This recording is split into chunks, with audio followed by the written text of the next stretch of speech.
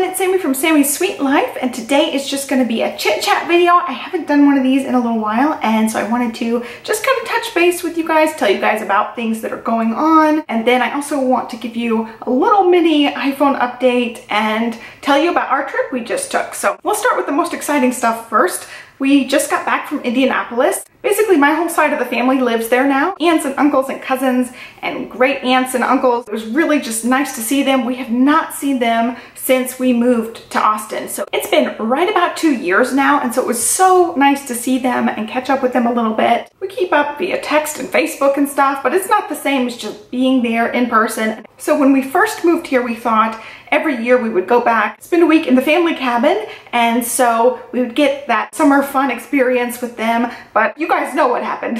I don't need to fill you guys in on what happened if you're a regular here. We're finally at that point we felt like we could breathe a little bit, go on this fun trip. It was way too short. You know, we were only there for a little extended 4-day weekend, but it was so nice to have that time. During that time, we actually went to Champaign. I had a play date with a couple of my friends from Champaign. We all had babies around the same time, and it was so great to see them. A lot of them have 2 children now at this point, which is something I'm going to talk about in this video. But it was just so nice. The kids actually played together when they were little babies. You know, they'd crawl around each other and sit by each other and play independently. And now they were actually playing with each other, and it was so cute to see that. It just totally warmed my heart being able to see them together. And like I said, hopefully we'll make it a yearly thing where we'll get the babies together now, you know, kind of big kids, preschool kids together, and just kind of see where they're at along the years. And again, I keep up with them via text and via Facebook, but it's just not the same as seeing them in person.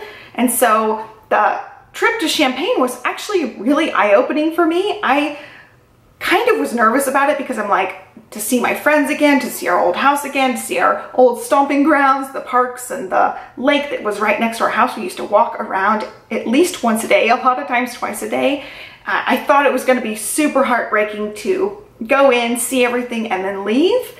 And it wasn't. I didn't have that like gut-wrenching homesick feeling that I thought I was going to have. So it was so nice to go and see everybody. And of course, you know, I miss our kids being together. I miss the friendships that I made because we really did have a much better connection than I've been able to find here so far. I just really haven't clicked with anybody here. I've got a lot of acquaintances or new friends here, but nobody that I've clicked with on a really deep level, like, yes, we can be besties. You know, I've never had that feeling here so far, and I really want that. And that's something that I kind of have to put myself out there for, which I haven't done so far. You know, we've had all the stuff happened this last year. It's really hard to put yourself out there. I need to find my people, and I haven't done that here. Seeing them and just being able to jump right back in and catch up with them a little bit was great. And that really shows what I've been lacking here as far as friendships go. And so that's like priority number 1 once we move to the new area that we're going to move to, is finding some friends, finding some connections, because I really miss that. It was eye-opening,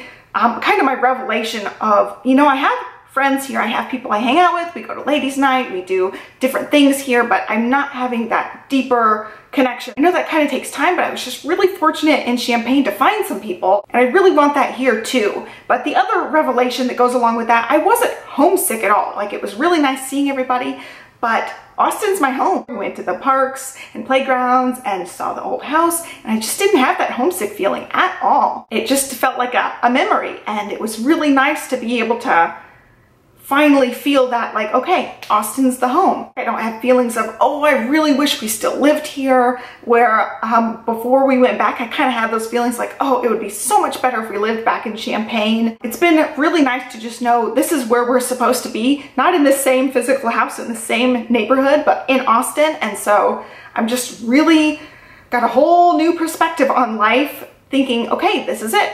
We're in Austin. I'm here 100%. I lost those like little tinges of homesickness. Like, I'll see my friends having play dates together, these same friends that I visited, and I'll be like, oh, I should be there. My little girl should be there in their group. And now, I don't know, seeing them and going back, it just feels like this is where we're supposed to be. It's kind of a relief to feel that way after, you know, the 2 years where I'm like, I don't know if Austin's gonna be the right place. I don't know if Austin's home. This horrible thing happened. I'm not sure we can stay here. And now I feel like Austin's our home. I'm embracing it 100%. And as soon as we sell this house, hopefully in the springtime, we will move to the other area that we really would like to be in. And it's one of those things, I was talking to my friends about this. They're like, why do you want to move? And you know, all the bad memories in this neighborhood, we just kind of want a fresh break. But I keep like kind of kicking myself, like we should have known better. We should have known this area wasn't the right area, but you just don't know until you know. You really just don't know until you're living someplace, whether it's the right fit for you. And this neighborhood's just not the right fit for us. This part of town is a little bit too, I don't want to say anything bad about this side of town because it's a really nice side of town. It's just a little too far out from the city. It's a little too far out from Johnny's work. We're in a really high income area, so I know a lot of people are high income here, but they're also spending high income. So that's something just that, especially now that we have the budget in place and we're really, really conscious of where every dollar is going. I probably should talk about this in a whole other video, but basically it comes down to, I just don't want to play the keeping up with the Joneses game. And that's something like moving into here, we're a little bit different. And I don't think we fit in quite so good over here because we do have those savings goals. We do have that budget. Johnny wants to save like 50% of our income. And I don't think that's even possible. We're pretty close to that, but in this area, especially, that'll never happen. So if we move to like the more, I don't know, down to earth parts of Austin, maybe that could be achievable. But for us, this is just not the right fit for a lot of reasons. And the keeping up with the Joneses thing has a lot to do with that as well. So anyway, let's move on from that topic. I do want to touch on my Apple Watch and my iPhone. I've been loving both of those. I will do a month update for anybody who's interested in that. This isn't going to be a very big update for either one of them, but I just love them. I do want some recommendations for what bands you guys recommend because this is the silicone band and it does get really clammy underneath it. People say sweaty, and I have developed a little bit of a rash. Hopefully you guys can see that.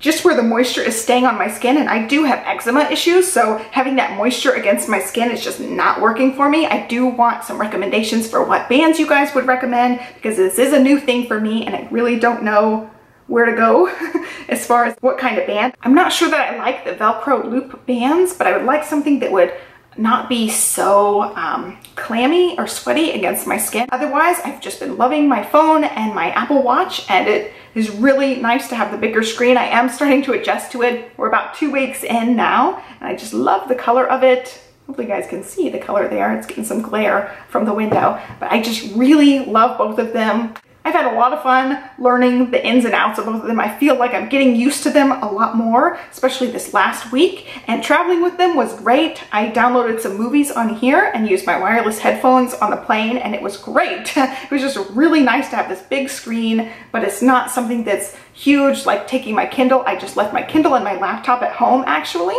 I just took my phone and it was great. Olivia had her iPad she could play with. She also had a sticker book. I had this and Johnny had his own phone. We just traveled kind of light. So touching on selling the house, we are planning on listing it in the spring. We have to do a couple things. Like I mentioned, we're gonna have somebody come repaint the section that I had already painted and do some touch-up spots. That'll be happening closer to time so we can make sure we touch up any kind of random scuff marks here and there. And so we get the walls looking perfect before we list it. And so that's gonna be our plan for the spring. I'm gonna switch gears a little bit and talk about baby number 2. I have mentioned before that I really don't want to talk about the trying to conceive journey, but something happened and I do want to discuss it, but I don't want this to be a TTC channel or a TTC journey. But our plan originally was to start trying after we got back from vacation. And so we have had 2 months of TTC, and the first month I got a very light positive for a couple of days. It faded and I was late, and it was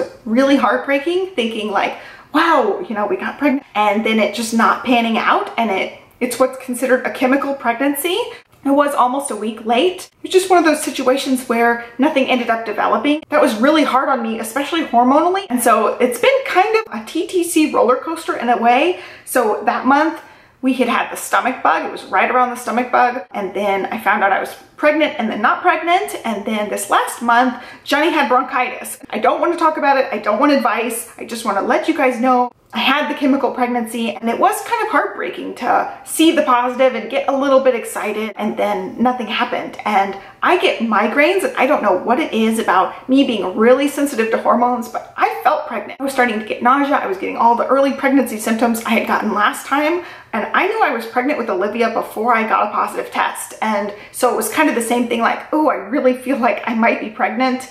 And so I was getting kind of excited. I saw the positive test. I was a little bit excited. They never ended up getting darker. It was only the span of like a week where I got the positive to no positives and everything happened. And so it's just one of those things where you're like, darn it, why does this kind of thing happen? And I feel like we're incredibly lucky. You know, we got pregnant with Olivia on our literally our first try. We had always been really careful up until that point in time. Hopefully I will have an announcement for you guys at some point. I am gonna kind of do it like with Olivia. We found out we were pregnant, we told our family, then I announced it. And I feel very strongly with, you just never know what's gonna happen along the way. So it's better to celebrate the life that is there. With the chemical pregnancy, I didn't talk about it because it just happened so quick, and we hadn't even told family or anything yet. By the time the test started getting lighter, I just felt like something was not right because the tests weren't very dark, they were getting lighter, and so we just kind of kept it close to our hearts, and I didn't want to talk about it. But now I want to talk about it because it's just something that's kind of on our mind. I just want to mention it in the fact that people have continued to ask, you know, are you going to try for baby number 2? What are your thoughts about this? I want to mention it. Yes, we're 100% sure about baby number 2. I don't want to talk about the ins and outs or anything. We did have that chemical pregnancy the first month. Second month was bronchitis. Our TTC journey is just starting off. I do want to share this with you guys, just like with Olivia. I announced it, I think I was like 4 weeks or 5 weeks with her. I announced it really early on, and I plan on doing that in the future as well. So I just wanted to let you guys know kind of what's been going on. It's really messed with my hormones. My acne got so much worse after my chemical pregnancy. It's only been about a month since then, but we are ready to TTC, and I wanted to fill you guys in on the decision we have made. So on the one hand, I want to be open and honest, but on the other hand, I just don't want, I don't know, I don't want to feel the pressure of you guys knowing, you know, that we're working on this. And so I really just wanted to mention it to you guys, to let you guys know it's been something that's been on my mind a lot. You guys know I've had some mommy issues in the past, and going down this road has really brought those feelings back up. So that's been kind of a struggle in the background. I do love my mother, but we just do not connect. Like there's just some major wavelength that we're just not connecting on. And so it's been really hard coming to terms with all the mommy issues related to that. And especially like moving into having my second child, those things have really been brought up. And that's something I'm having to work through. You know, my pregnancy with Olivia, I cut my mom off for a while, and now we do have a relationship, but it's been a struggle. I'm just gonna tell you guys like it is. It's been a struggle, and people have asked every once in a while, how are things with your mom? And I'm like, oh, they're okay. I just don't have a whole lot of things to say about it. It's a struggle to constantly feel like she's undermining my parenting decisions. It's something I do hope to make a video on for you guys at some point. I'm just not ready to really talk about it yet because it's all kind of being dealt with in the background right now. And so I just don't feel comfortable really sharing a whole lot of that right now because it is still so fresh and raw, and the whole thing's just not resolved at this point in time. It's still kind of a struggle. Struggle's a really good word to put on this situation. That relationship is hard. It takes a lot out of me. I feel like I'm in a difficult spot because my boundaries get stomped all the time. It just feels constant to me to where we're butting heads, and I don't know when I should just be like, okay, well that's okay, or when I should really fight about it. And so that's been a really hard struggle for me to find the balance of what's worth fighting about, what's something I can just kind of live with, because I'm not going to be able to change other people. I'm not going to be able to make other people understand or listen. I can only control my reactions to it, and that's been really hard. I'm trying to walk a fine line of what I'm saying and what I'm not saying. And the hard part is I love my mom, and I know she's doing the best that she can, and it's just really hard to be in the position. I feel like everybody deserves respect and love, and sometimes people just don't know how to show that in a way that means something to you. That's what's really hard. I love her to death, but we're just not connecting. We're just totally on totally different wavelengths in life. We don't have a whole lot in common, and it's been a really big struggle to try to find common ground. And when I feel like I'm being walked all over and I'm being ignored, and especially as a parent to my child, I want to be mama bear. I definitely want to stand up for myself, and part of me is like, well, my kid needs a grandmother, and part of me is like, blood is only so deep. It's really important how my child is treated and how I'm treated, and if people can't respect certain boundaries, then they can't be a part of our life. We're coming to a head on some things where it's kind of a make or break time, and it's kind of unfortunate that it has to be like this, but you can't change other people. You can only change yourself, and that's where I'm struggling right now. I can't make people listen to me. I can't make people follow my rules for how I expect things to go. And part of me doesn't want to be hyper controlling and say X, Y, Z and constantly have to police people. And that's kind of what I've gotten into now is if I want things done a certain way, I have to constantly keep setting up the boundaries and keep setting the rules. And I really feel like it's dealing with another toddler on a certain level to where, you know, I shouldn't have to police a full-grown adult. It's hard not to compare people because on the one hand, Olivia has one grandmother who is 150% respectful, always asks for input before she does anything. And on the other hand, I'm constantly having to police the other. And so it's been a really big struggle. The older Olivia has gotten, the worse it has gotten. I'm having to make tough decisions in the background. What can I live with? What can't I live with? It really comes down to respecting myself and respecting my child. And that's what's most important to me is my child. And so I'm really having to play mama bear, and it's exhausting on a certain level. It's something that at some point I'm really gonna have to deal with. And it's hard when all those feelings come back with the potential second pregnancy coming up. I'm getting a lot of those same feelings again. We know how it went last time. There was a cutoff. The thing we're doing now is just totally not working for me, and there's gonna have to be some changes. I know a ton of people have asked about the mom thing, and I want to share, but I also don't want to share.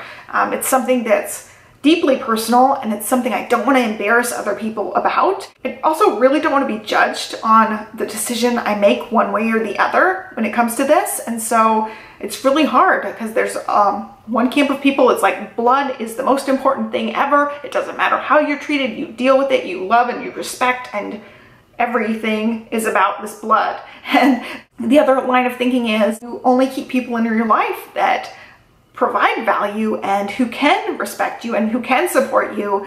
And I'm stuck somewhere in the middle. I want to keep people in my life, but I also deserve and demand a level of respect, and I'm not getting that. And it's really hard when you're telling somebody, hey, you know, I need this, this, and this, and they cannot provide it for you. And that's where we're really at. It's like, I've had these same talks over and over. I've had these same discussions over and over again. It's going in one ear and out the other. And the second we stop the discussion, it's like it's all forgotten, and I can't live like that. The whole trying to make another human being thing really brought it all back up. It all kind of relates, and so I wanted to just kind of fill you guys in on everything that's kind of gone on the background. I know I'm not really specific on a lot of things, but I really think I gave you guys enough information that you can fill in the blanks on other things. Kind of going into that, the first month we tried to conceive, we caught the stomach bug, and it has just wreaked havoc on Olivia.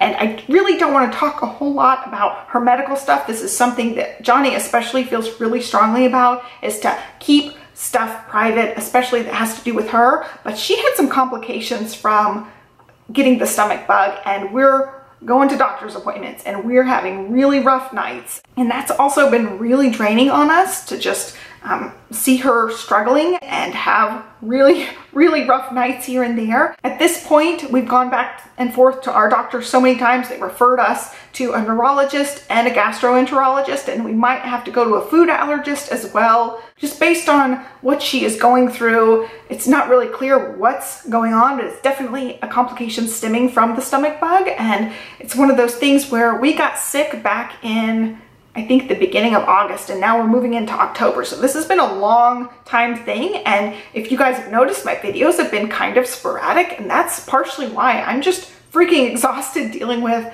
her stuff. Starting the TTC journey is just kind of on my mind a lot, and her stuff is definitely weighing on my mind. And so my mind's in other places than trying to film YouTube videos. I don't want you guys to worry about her. It's nothing super duper serious at this point. We don't think it's something especially life-threatening or super serious, but she's getting tests to just make sure we're ruling out things that could be more serious, because she's just kind of having generalized symptoms that could be a number of things. And so we're just getting all the tests. Basically, it's like it could be this, a big long list of things. We're ruling out everything at this point because it's been a long time now.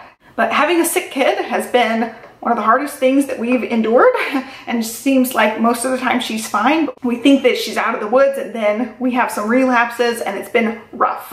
Let's just say it's been really rough dealing with this. Like I said, lots of sleepless nights for all of us, really. And so that goes into, you guys know, this is just a hobby for me. It's not my main priority. My main priority is momming. Videos come secondary, really, for me. This is just kind of a creative outlet for me. And so if the videos are still spacey, you know why. We have two kind of big things going on in the background. They're just not things I really want to go into major detail about, but I wanted to kind of fill you guys in. Moving forward, we're just going to try to enjoy the holidays and move forward to spring and try to sell the house. And so that's kind of where we're at right now. We're moving into the holidays. Olivia's already picked out her costume, and we already got matching costumes. I want to do family costumes for as long as Olivia will allow it. I know at one point it will not be cool to have a costume with your parents, but right now it's awesome. And I'm just soaking it up as long as I can. And yeah, having a little bit new perspective on things, feeling like Austin's really our home. It's where we're supposed to be, because for a while with, you know, the house stuff, I was like, I don't really know if Austin's the right place for us. We're looking at Johnny having to move from his job to go anywhere else pretty much. If he wants to stick with the same company, we're gonna stay here. And so I don't want him to have to give up this dream job just because it doesn't quite feel right here. There's things that we love about it, and then there's things that we don't love. And after going back and seeing things, I was like, oh, I really can't wait to be home. And I've never had those feelings before. And I don't mean home as in this home. We're ready to sell this house.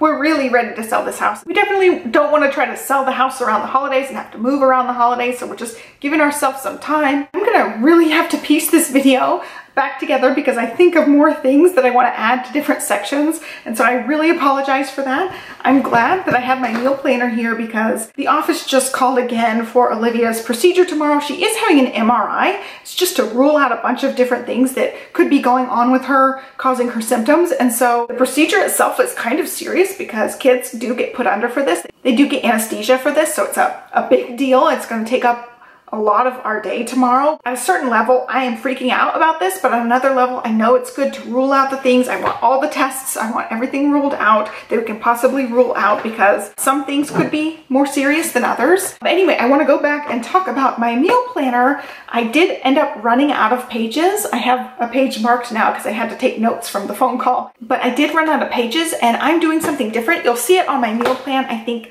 for next week or the week after. I don't know how far ahead I am as far as meal plan and grocery haul videos, but in my grocery haul video, I show you guys I have an Erin Condren cover, and I just used a wet erase marker to write on it. That's actually been my meal planner for this last week, and I really liked it. I don't know that I'm going to replace this meal planner. I thought I might also just like use the cover as a wet erase because the watercolor stripes make really good lines, so I might just try to take off the cover and see. Yeah, like the back especially, there's not much going on the back cover, just a little bit of her logo. And so I thought I might repurpose those covers, but otherwise the rest is going in the recycle bin. I've been recycling the sheets as needed, but there's a lot of extra pages and stuff. And now I did lose my page. There it is. I wrote down some information about her procedure tomorrow.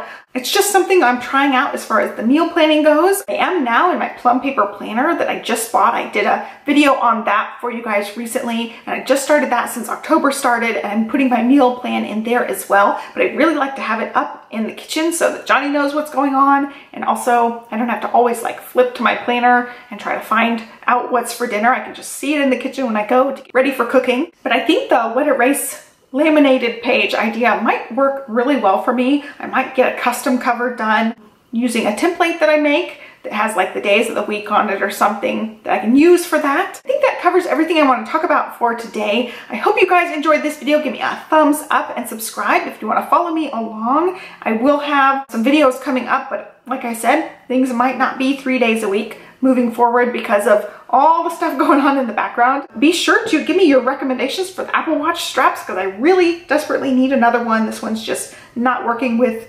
my clammy, sweaty wrist. I hope you guys are well. Have a great day, and I will catch you next time. Thanks for watching. Bye.